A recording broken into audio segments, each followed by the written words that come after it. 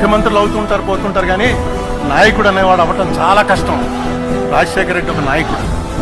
రాజశేఖర రెడ్డితో 20 సంవత్సరాల పాటు ఏ పదవి లేకపోయినా అనేక మంది ఆయన వెనకాల వెళ్ళారంటే మాట తప్పేది లేదు, నేను మన ఏ మేరకు ఉన్నాము, మన పరిస్థితి ఏమిటి, మనం ఏం చర్యలు చేసినాం అనేది చరిత్ర చూస్తుందయ్యా. కాకిలా 100 సంవత్సరాలు బతకడం ముఖ్యం కాదు, మనం అధికారంలో ఉన్నప్పుడు ఏం చేశాము, చరిత్రలో ఏ విధంగా నిలిచిపోతున్నాము అనేది ముఖ్యం.